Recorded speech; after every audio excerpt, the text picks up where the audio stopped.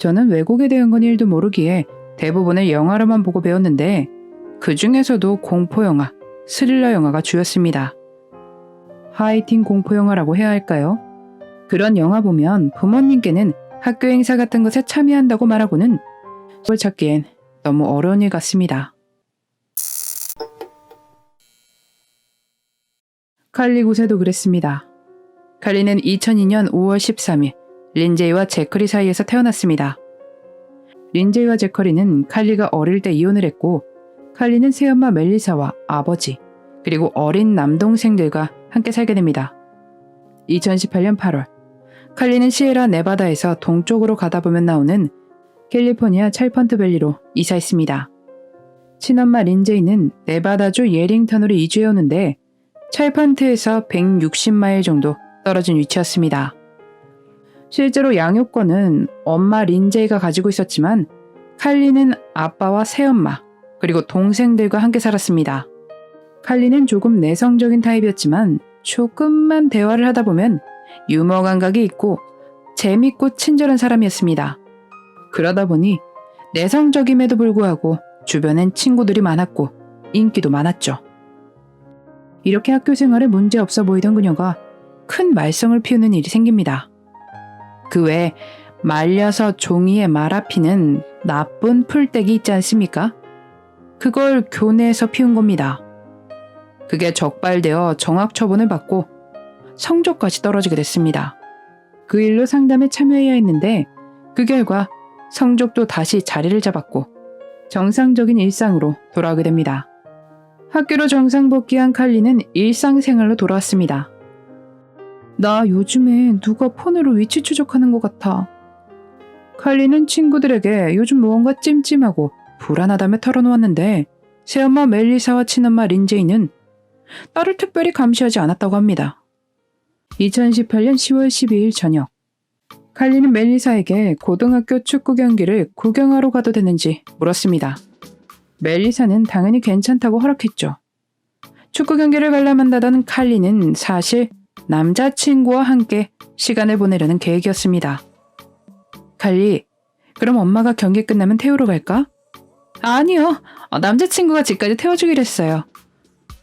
멜리사는 칼리에게 데리러 가냐 물었지만 칼리는 남자친구가 데려다 주기로 했다며 부모님을 안심시켰습니다. 8시 30분 멜리사, 저 좀 데리러 와줘요. 마음이 바뀌었어요. 얼른, 어서 데리고 가줘요. 얼른요, 얼른. 무서워. 축구 경기를 구경 가겠다던 칼리는 멜리사에게 전화를 걸어 서둘러 자신을 데리러 와달라 부탁했습니다. 멜리사는 칼리가 걱정되어 전화를 끊지 않은 채 딸이 말해준 트레일러 공원으로 서둘러 차를 몰았습니다. 파티 장소에 있던 주변 사람들의 말에 따르면 칼리는 당황하기 시작하더니 갑자기 흥분에 날뛰기 시작했다고 합니다. 멜리사가 트레일러 공원에 도착해 칼리를 찾기 시작했지만 그곳에 딸은 없었습니다. 주변을 둘러보며 칼리를 찾아다니는데 저기서 작은 불빛을 발견했고 다가가니 칼리였습니다. 칼리는 휴대폰을 사용해 길을 찾고 있던 중이었답니다.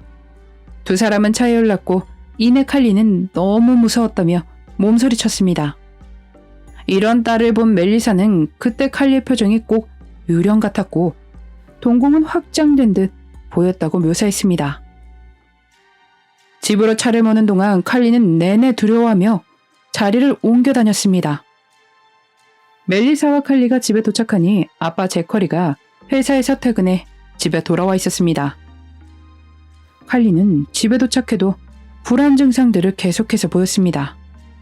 1분 정도를 구석에서 웅크리고 있더니 엄마, 아빠, 정말 많이 사랑해요. 칼리는 부모님이 자신과 그녀 핸드폰에 대해 아는 것을 꺼려했습니다. 칼리, 무슨 일이 있는 거야? 말을 해주렴. 몰라요. 저도 뭐가 어떻게 된 일인지 모르겠어요. 라며 어떤 것도 이야기하지 못했습니다. 여전히 칼리는 불안해 보였고 편집증적인 모습이 보였는데 자신이 파티에서 나쁜 풀떼기를 피웠다고 인정합니다.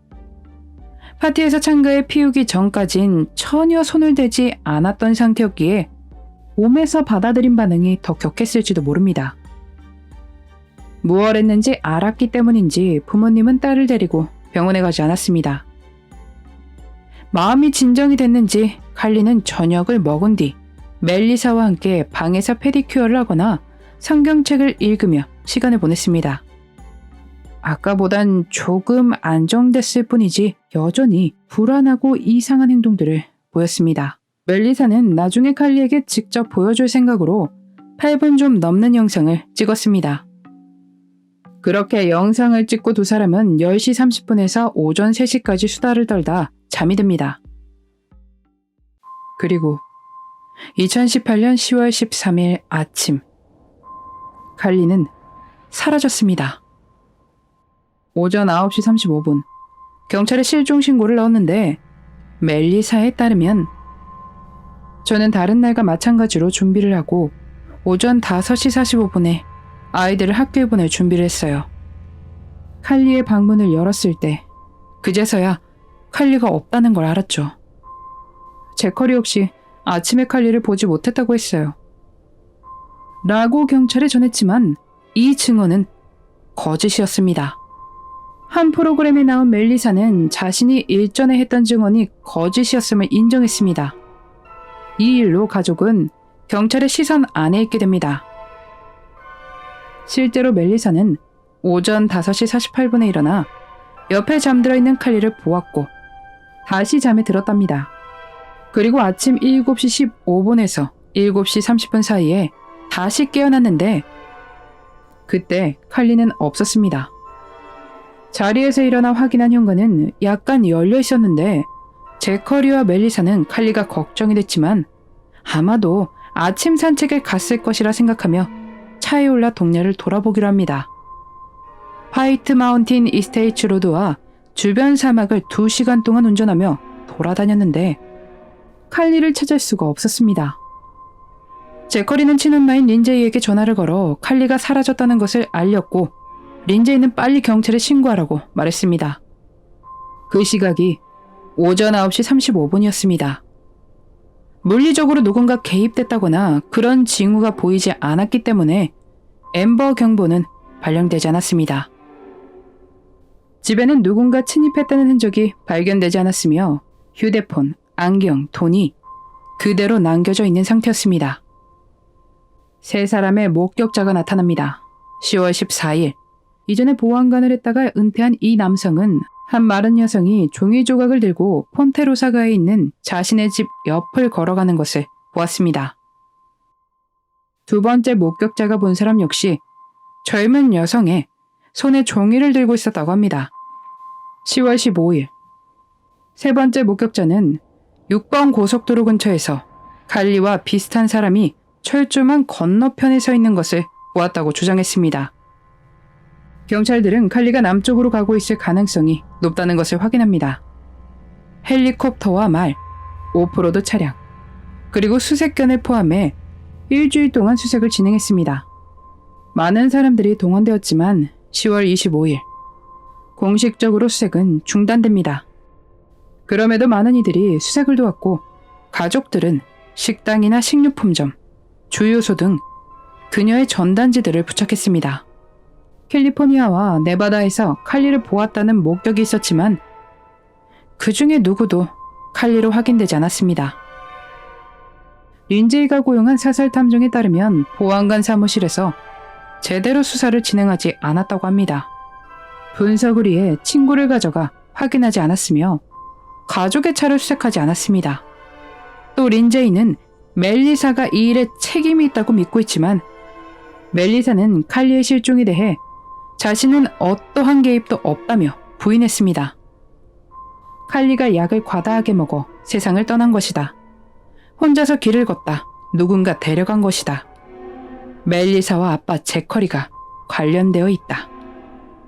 네바다주에서 사라진 마들린 링겐펠터 사건과 연관이 있다.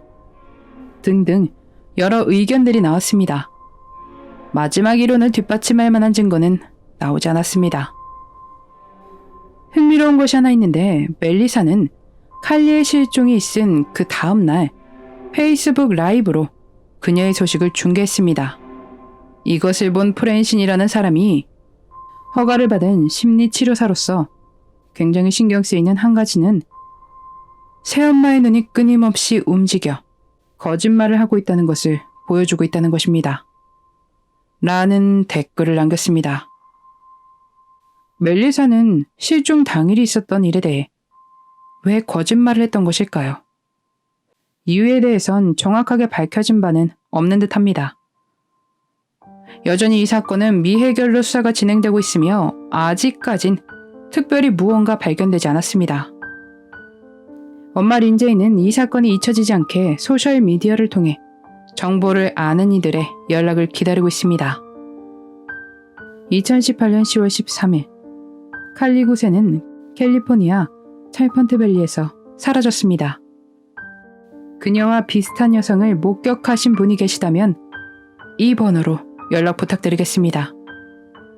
늘 바라는 일이지만 칼리가 무사히 어디선가 잘 지내고 있으면 좋겠습니다. 수색영장을 발부받아 집가차를 제대로 수사했었더라면, 아침 일찍 경찰에 신고를 했었더라면 어땠을까 싶은 아쉬움이 생기는 칼리 구세의 그날의 미스터리였습니다.